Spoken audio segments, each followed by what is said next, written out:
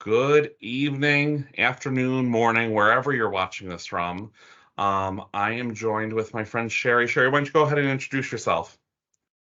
Hi, my name's Sherry Slover, and I'm the California, Guam, Hawaii Relay Volunteer Lead. Been relaying for over 20 years now. And I believe, Nick, you want to introduce our special guest with us today, too? Sure thing. We have Aiden coming to us from the Relay for Life of Schenectady County.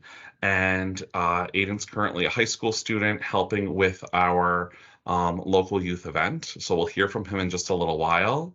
And then we have an old friend of mine, Veronica, who, for her time in college, helped to not only shape but eventually lead her campus event at the Relay for Life of the College of St. Rose. And I'm coming to you from New York as your staff partner, but also, like Sherry, been relaying almost 20 years. So we're so excited to be talking to you about impactful meetings. So, Sherry, if somebody is watching this, they've looked at the resource library and they're looking for tips on how to hold an impactful meeting, whether that's a kickoff, a team captain meeting, a general committee meeting. And I know that you and I, all of us, feel very passionate about it. But I know you have some tips and tricks to share with everyone today. I'm going to try. The first thing I think you need to know what your community is like and what's going to be more impactful and productive for your community. So you want to decide on how is this meeting going to be held? Is it going to be held in person? Is it going to be held online? Or a hybrid? Is it going to be a little bit of both, which I think is going to be great for a lot of people, especially with a lot of communities joining the mileage wise, may not be able to get to a meeting. So that would be your first thing. And also decide how the meeting is going to be structured. What are we going to be doing at our meetings? And this should be some of the first things that you do with your ELT and your staff, if you have one. You're going to want to make sure that you have an agenda. Make sure that agenda gets out early, and that way everybody can kind of review it so that when they come to the meeting, they can have thoughts or ideas to bring to the meeting and not be surprised as to what's going to be happening there. Um, we've all seen a decline over the years in our meeting attendance.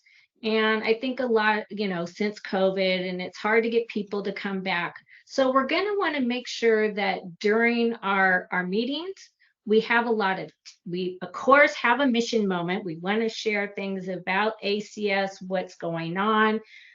We want some information that they can take back and share with their families or friends to help them with their fundraising efforts. Nick, don't you agree? Yeah, absolutely. Having those mission moments. I know when I used to go to meetings, that just got me more riled up and excited about going out and doing more for ACS because of everything that we do. Um, Make sure that not only the lead is conducting the meeting, share the meeting with other people on your ELT so that they can report back instead of just you talking the whole time at the people. It's a meeting, it's not a training. So we want to make sure that people are being engaged. Um, and you want to make sure that decisions are being made. How are our decisions going to be made? Is it just going to be the area lead and the event lead and the staff? Is it going to be a joint effort of everybody on the ELT making decisions? How is that going to happen? We want to also include recognition. And here, I think this is a great time for Veronica to share some of her ideas about things that have gone on at some of her meetings with us. Yes. I think there's quite a few things that happened in the meetings that we used to hold on our college campus. Our first and most important one, because this is something that we had met every single week. So we had the opportunity to every single week highlight a member of our relay community, or they were able to recognize one of their family members, or basically the reason that they relayed. So whatever the day of the week that we met on, we would call it, a Tuesday hero, Wednesday hero, whatever it was. And that first 5 minutes was dedicated to learning about why a member relayed. And it was never just the ELT that was involved in it. Like, it was something that ahead of the meeting, we had put the form out for people to submit a picture, the name, and a brief description of why that person is their hero, why they relay. And then we would put up a slide. The ELT, the board would together put up a slide with all of that content. We would give them the decision to either read it themselves, or maybe if it was a little too hard, they would, nominate a friend or one of the board members to read it for them. And everyone was it was like a camaraderie moment. We were able to clap along, learn a little bit more about why everyone was there, why we all had this common goal. And I think it was just a really nice way to start off without me speaking or anyone else speaking. It was really like our members were focused on in that moment.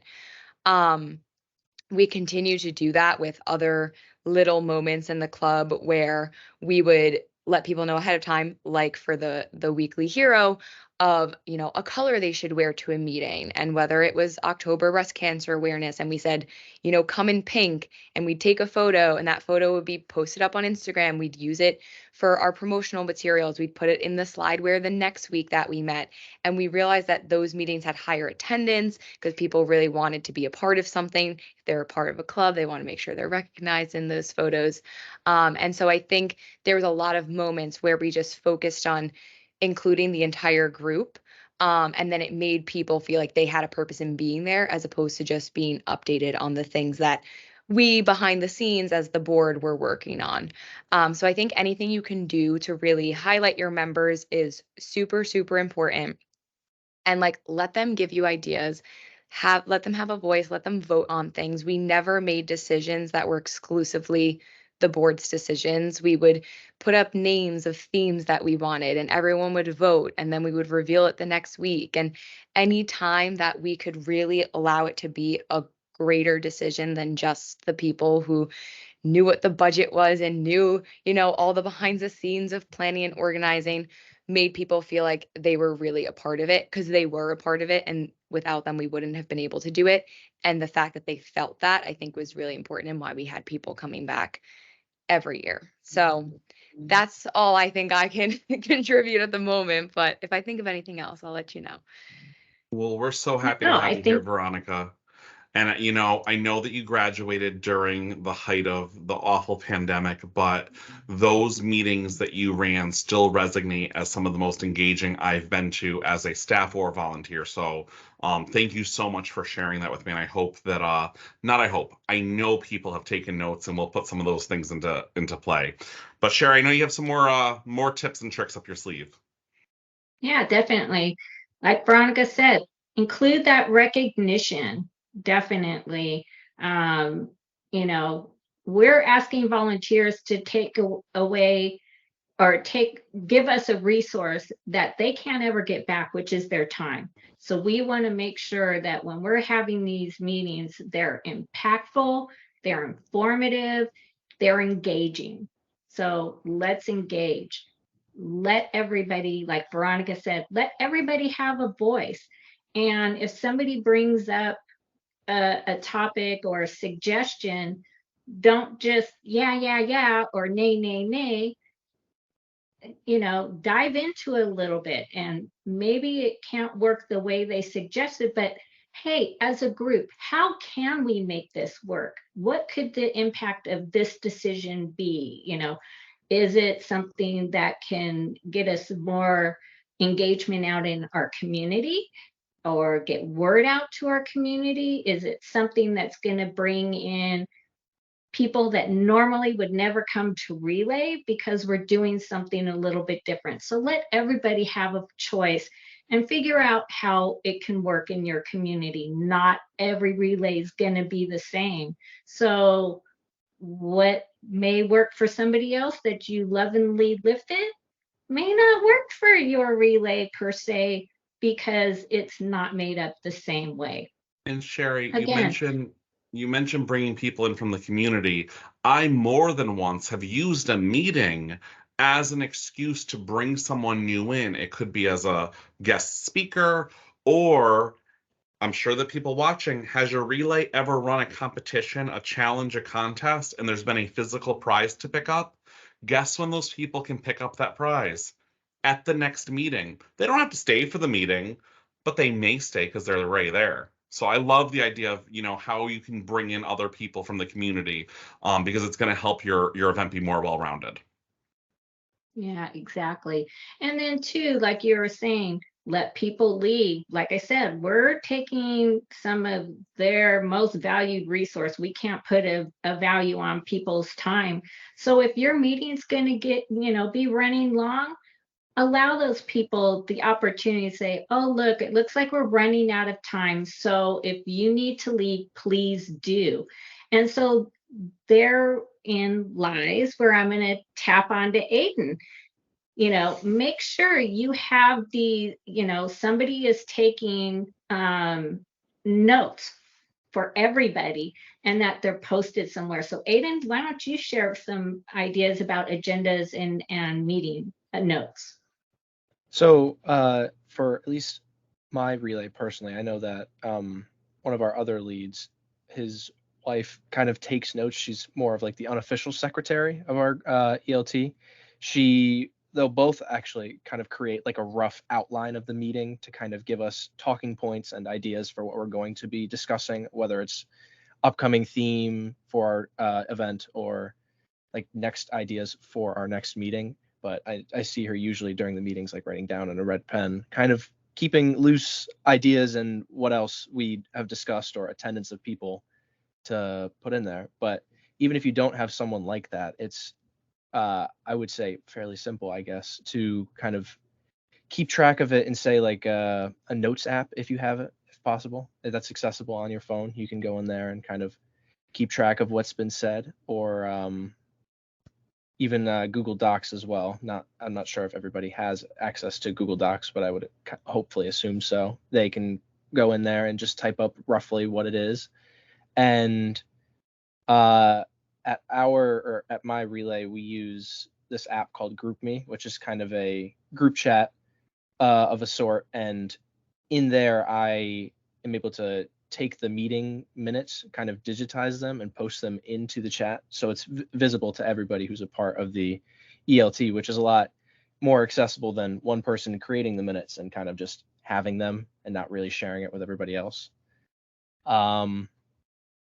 That's And Aiden, that's great, and I love that you're doing that.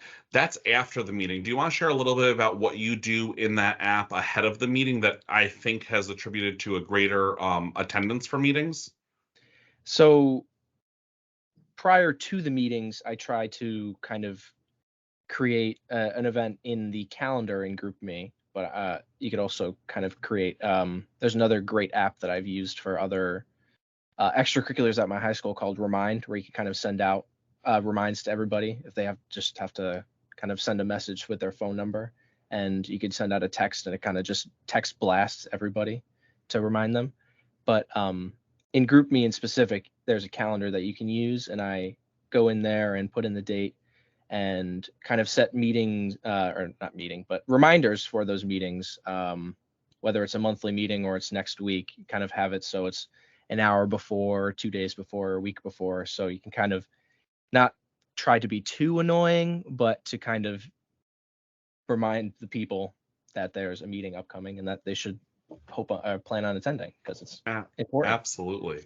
And Sherry and I have both been relaying for nearly 20 years, and we know that not everyone watching this is necessarily going to be so immersive in an app the way Aiden is, but whether they're using a Facebook group or they're emailing, this is just a good reminder that everyone needs reminders. So I love the just idea of making sure that there's a pattern of whether it's 1 week, 1 day, 1 hour, or all three before the meeting. those reminders are coming out from Aiden, and I think that they've helped me more than once, and I think that we've seen a higher rate of attendance. So I appreciate Aiden's expertise in the app world, but also I think that's a great tip for all of us to take down. Yeah.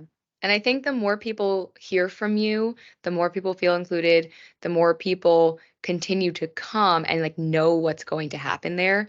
It's going to be something that they need less of a reminder for, because they're going to be like, I'm responsible for this part of it, whether it's like a vote or a weekly hero or whatever it might be. They're going to feel accountable to show up. And then all of a sudden, you don't need to worry so much about your text reminder because you want to be there. So the more you can do to get all those people aware of what's happening ahead of it, during it, after it, will also, I think, help drive that attendance as well. Sherry, do you see why I missed my meetings with Veronica? I'm just like So, listening, I'm taking it all in. I'm like, oh, this is what I have. More info for you all. so Sherry, I know that folks that are watching this have probably been feverishly taking notes. Why don't you close this out? I know you had a few more tips on how to make that a well-rounded meeting to make sure it's as impactful as possible for the event leadership team. Definitely. Make sure that your meetings, if at all possible, if you're having monthly meetings, try to make it around the same time every month. So if that's going to be like the second Tuesday of every month at 5 o'clock, be consistent. You don't want to try to miss any meetings if at all possible. So kind of maybe look at your calendar, and if at all possible too, try to plan them out direct for the whole season. And when you're having those meetings, based on your when your relay is and your seasons, make sure that at those meetings you're working on what's important now. As you're starting out your relay, it's not so important that you have your lineup of your entertainment.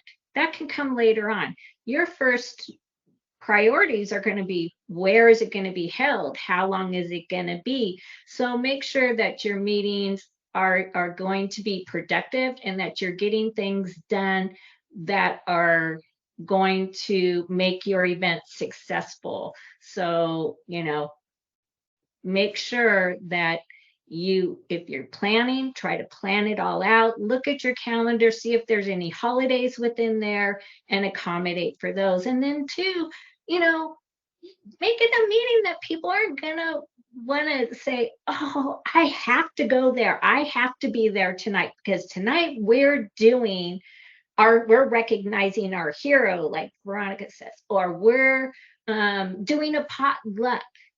Food always brings people to meetings, don't they? So let's make it fun. Maybe it's an appetizer dessert meeting this time. Good fun. Make it enjoyable.